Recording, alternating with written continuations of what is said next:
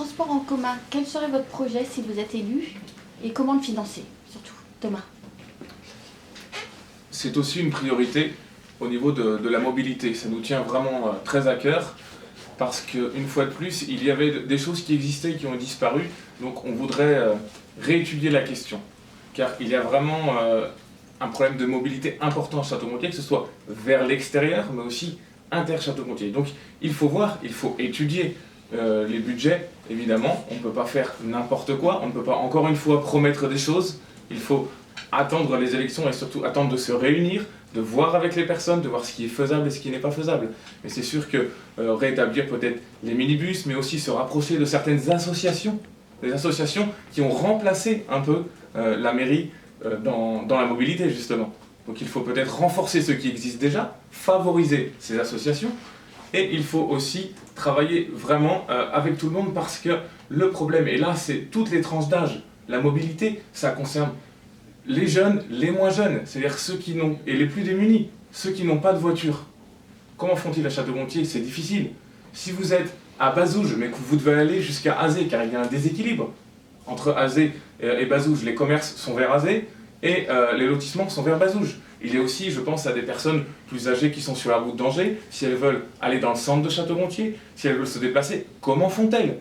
Les plus jeunes, de la même manière, s'ils n'ont pas d'argent pour mettre de l'essence, ou si les personnes les plus âgées ne sont plus aptes à conduire, par exemple. Comment font-elles? Actuellement, c'est un souci. Il y a un bel espace Saint-Fiacre qui a été construit, mais comment s'y rendre? Si on ne peut pas s'y rendre, comment le remplir, par exemple? Donc là, c'est vraiment quelque chose sur lequel notre équipe veut se reconcentrer. Car là, je pense qu'il y a vraiment des choses à faire.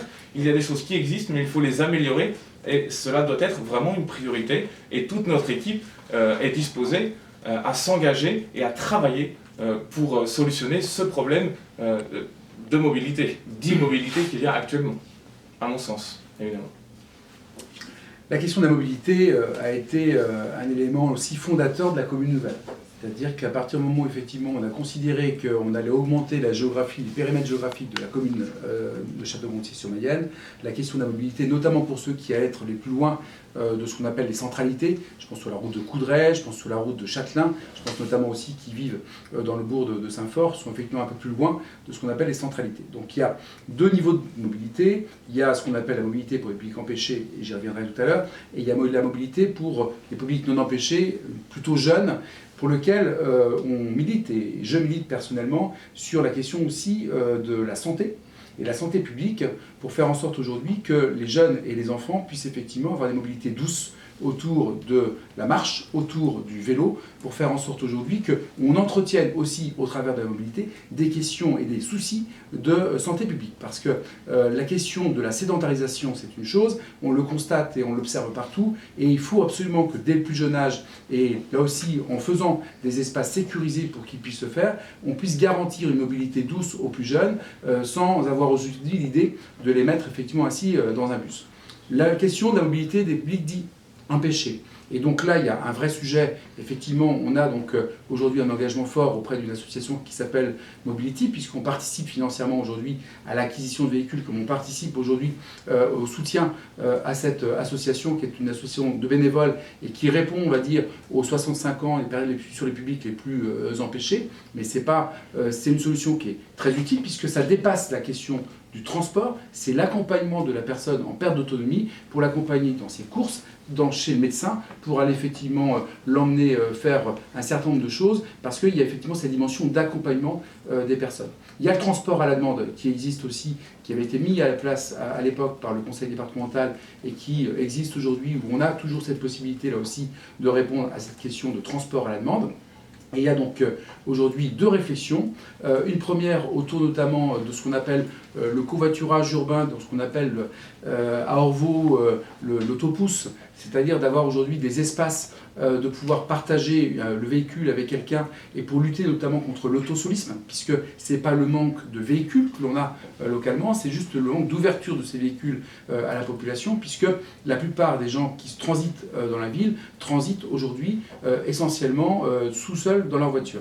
Et parallèlement à cela, il y a une réflexion qui est menée sur ce qu'on appelle un transport. Au niveau de la communauté de communes, on avait mené une étude avec 2 lignes régulières et donc une ligne virtuelle. Il y en a pour à peu près 450 000 € € en charge de fonctionnement. Et donc ça fait partie là aussi des choses qu'il faut effectivement à nouveau expertiser avant effectivement de s'engager sur une dépense qui sera récurrente, puisque c'est 450 000 € de charge de fonctionnement. Et on sait que le transport, c'est pas très rentable. On sait que c'est un service, mais il ne faut pas attendre de billetterie ou de recettes particulières par rapport à cela. Et donc, ça sera un coût qu'il faudra supporter si c'est la décision qui est prise à ce niveau-là. Mais la question de la mobilité est un sujet central, mais qu'il ne faut pas opposer entre ce qu'on appelle les mobilités douces, l'autopartage, le covoiturage et les questions liées aussi à du transport un peu plus collectif, répondant à d'autres aspects.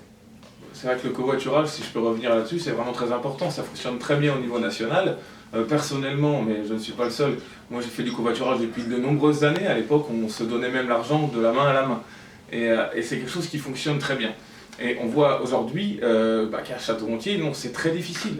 Là, je peux parler de mon expérience personnelle, mais moi, par exemple, quand je vais à Segré, je dois toujours aller chercher une personne pour pas qu'elle se sente seule, par exemple, qui est étrangère à Segré. Je dois l'emmener, je dois la ramener. Donc on ne peut pas aller à Segré en covoiturage. Il n'y a aucun covoiturage vers Laval, vers Angers, etc. Donc il y a quelque chose à mettre en place et quelque chose qui aurait pu être mis en place depuis des années déjà.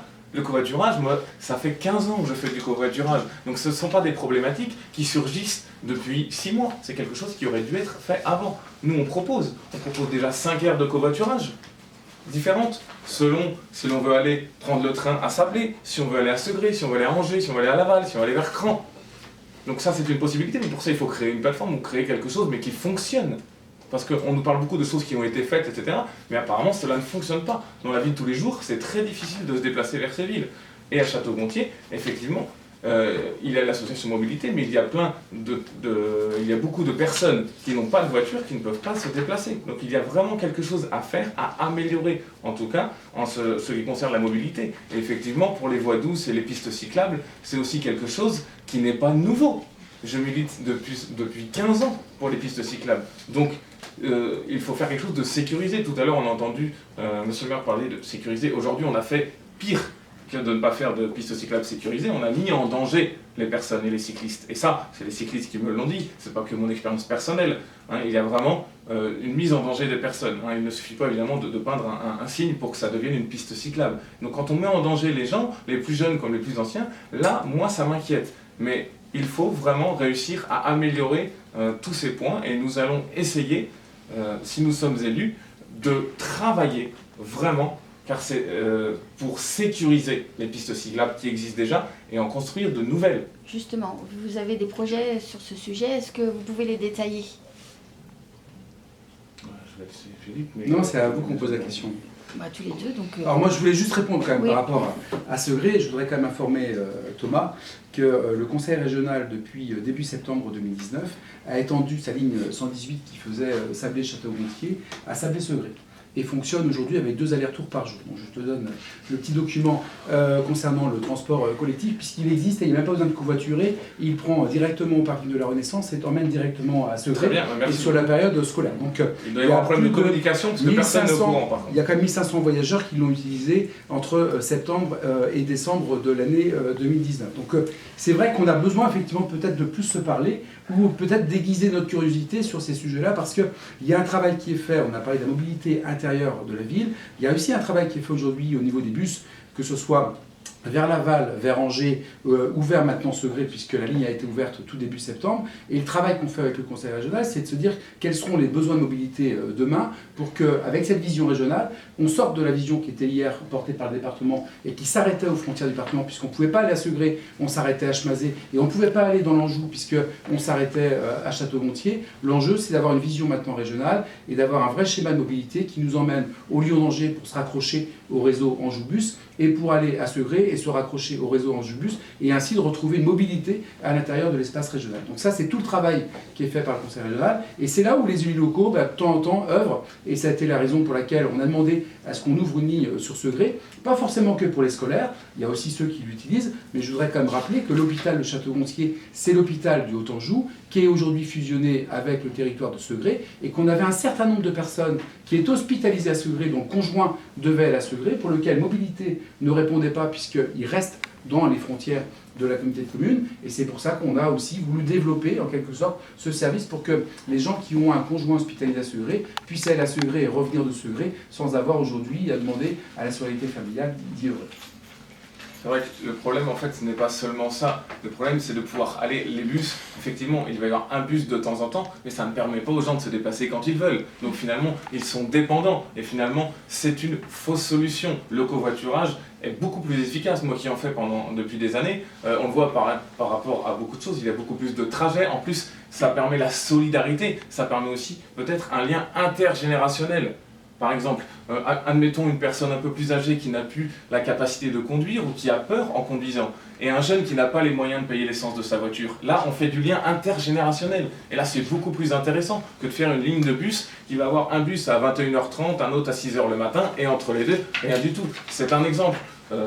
Donc vous voyez, vous n'allez pas nous lire tous les horaires des bus, monsieur Henri, mais il y a aussi le problème, pour Sablé, il y a aussi le problème pour Angers. Il ne s'agit pas que d'une ligne de bus, il s'agit d'un problème beaucoup plus complexe, et cela ne répond pas à la mobilité inter-Château-Gontier. On s'occupe d'abord aussi des gens qui doivent pouvoir se mouvoir dans Château-Gontier. Il y a des gens qui sont obligés de marcher sous la pluie, il y a des gens qui finalement ne vont pas aux manifestations culturelles. Et il y a, je le répète, un problème de communication de ces informations. Comment se fait-il qu'il y ait des lignes qui existent comme celle-là et qu'on ne les ait pas trouvées sur Internet? Comment ça se fait qu'il y ait beaucoup de personnes qui disent « mais non, il n'y a pas, on ne trouve pas, on n'a pas l'information ». Et c'est valable pour beaucoup de choses. C'est un problème aussi qu'on a à Château-Gontier, un problème de mauvaise information, je trouve, en tout cas qui pourrait être amélioré. De la même manière, par exemple, pour les panneaux lumineux qui sont installés à Château-Gontier, on n'a pas le temps de les voir quand on est en voiture. Donc ça, c'est un problème. Beaucoup de personnes sont venues me voir en disant « mais c'est d'une inutilité flagrante. Après, peut-être, c'est une erreur, il faut repenser, ce n'est pas grave. Monsieur Henri a essayé de faire beaucoup de choses, il y a des choses qui fonctionnent très bien, il y a aussi des choses par contre qui ne fonctionnent pas très bien. Et c'est celle-là, il ne faut pas avoir honte de dire, bah effectivement, cela n'a pas fonctionné, nous allons revoir notre projet. Et ça, c'est très difficile à assumer, de dire, bah oui, on s'est peut-être un peu trompé ici, il faudrait peut-être revenir en arrière ou proposer quelque chose de plus efficace et de plus important.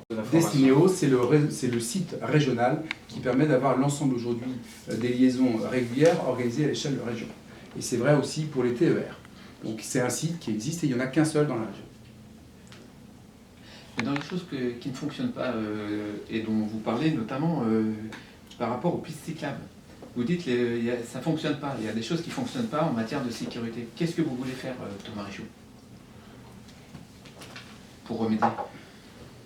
Tout simplement, déjà, il faut revoir les pistes cyclables qui ont été faites. Enfin, quand on dit pistes cyclables, je vous dis, c'est juste une marque sur le sol. Bon, après, il y a des obligations, évidemment, mais il faut voir, il y a aussi des dérogations possibles. Et effectivement, il faut construire des pistes cyclables, ça ne se fait pas en un jour.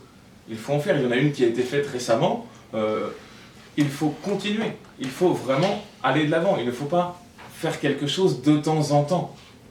Il faut qu'il y ait vraiment une politique qui se fasse, mais vraiment avec une volonté de construire quelque chose. Que ce ne soit pas juste pour, par exemple, parce qu'il y a des quotas. Donc au point de vue législatif, il y a par exemple, des quotas. Je pensais par exemple tout à l'heure, là je change un peu de sujet, mais par rapport au bio, tout à l'heure on en a parlé, et il y a des quotas, il ne faut pas juste respecter les quotas. Par exemple, il y a 20% de bio dans les cantines, c'est dans le programme, mais c'est quelque chose, c'est une obligation légale. Donc à partir de là, il faut peut-être augmenter. Pour les pistes cyclables, c'est pareil. Il y a des lois, mais il faut aller au-delà du minimum, si vous voulez. Il faut vraiment aller dans ce sens. Vraiment, ne pas faire que le minimum et aller plus vers des projets concrets. Très bien. Parmi la mobilité, est-ce que vous pensez que rouvrir, et ça pourrait être une belle opportunité pour les habitants, est-ce que vous pensez qu'il est possible de rouvrir la ligne de voie ferrée entre Sablé-sur-Sarthe et Château-Gontier? J'en avais déjà parlé il y a plusieurs années. Effectivement, je me rappelle très bien d'une réunion que nous avions eue au Carré, où il y avait toute une problématique, on nous parlait déjà beaucoup d'environnement, etc. Et c'était au sujet, je crois, de la rocade. Et donc on nous parlait de l'environnement, en même temps il y avait une rocade qui se faisait. Donc moi je ne comprenais pas comment on pouvait parler d'environnement et en même temps détruire tout un écosystème. Je ne comprenais pas comment on voulait essayer qu'il y ait moins de morts sur les routes et faire une rocade. Donc à l'époque j'avais déjà émis l'hypothèse du pourquoi ne pas réutiliser les chemins, les voies ferrées. Effectivement, c'est une idée, moi, que j'ai eue il y a des années. mais pour des raisons budgétaires, il faut évaluer évidemment au niveau budget, car c'est vrai que cela peut être très coûteux. Et un petit problème de caméra. Et donc effectivement, idéalement, le train est un moyen, il y avait déjà les voies, et en plus je vous dis, ça permet au niveau écologique et environnemental, c'est très positif. Ça réduit aussi le risque vraiment d'accidents sur les routes. Il faut se réjouir qu'il y ait eu moins d'accidents sur les routes récemment, notamment l'année dernière. Et donc moi je suis vraiment un défenseur du train. Il y a beaucoup de choses qui sont faites, par exemple pour l'aval. Il y a la LGV, on en a beaucoup entendu parler, c'est très positif pour désenclaver, pour que les gens soient attirés, viennent à Laval, etc. Mais par contre, oui, Laval certes, mais alors Château-Gontier, non. Donc c'est vrai qu'il y a quand même un déséquilibre. Et il y a des villes comme Sablé. Sablé est une ville qui n'est pas plus grande que Château-Gontier, mais il y a le train. Il y a beaucoup de gens de Château-Gontier qui vont prendre le train à Sablé. Donc à choisir entre la Rocade Nord et puis rouvrir peut-être la ligne Château-Gontier-Sablé, vous auriez choisi la ligne Château-Gontier-Sablé. Oui, effectivement. Oui. Philippe Henry ? Oh bah écoutez, moi je pense que là-dessus, si en politique, il y a une chose qu'on ne doit plus faire, c'est faire rêver les gens. On sait qu'on a une ligne ferroviaire qui nous relie à Sablé et qui a une caractéristique particulière, c'est qu'elle croise le réseau national des TGV et des TER.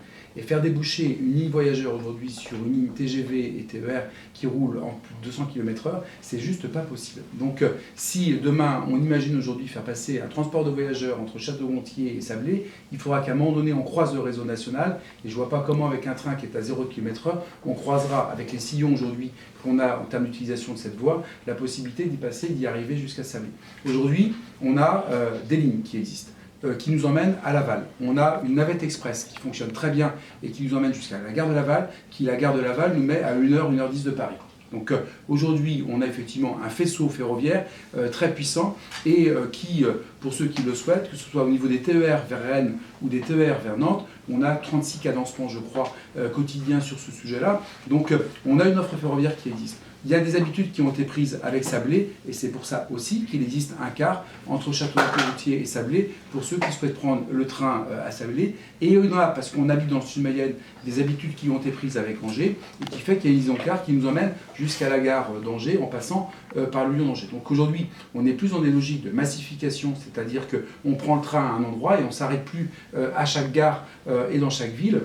Et faire aujourd'hui, imaginer qu'on va réouvrir aujourd'hui une ligne en site propre sur du transport de voyageurs pour croiser le réseau national, ce serait mentir aux électeurs que d'en faire la promesse. Par contre, on ne sait pas ce qui se passera dans les 30, 40 ou 50 années. On sait qu'on a un certain nombre aujourd'hui de démonstrations, d'expérimentations sur ce qu'on appelle les véhicules dits autonomes, notamment en site propre. Et on sait que l'évolution technologique va certainement un jour peut-être nous permettre certaines choses. Donc c'est pour ça que je me suis battu pour conserver cette voie ferrée au travers notamment de l'activité fret, et notamment avec le groupe Maisonneuve, avec le groupe Séché et avec le groupe Brégé, parce que tant qu'on la maintiendra en activité, on n'augurera pas en quelque sorte la capacité qu'on aura demain à la réutiliser. Effectivement, oui, on sait que vous défendez beaucoup les grosses entreprises, parfois au détriment des petites, ou aussi des commerçants de Château-Gontier. Donc il y a peut-être, je ne veux pas anticiper sur une prochaine question peut-être.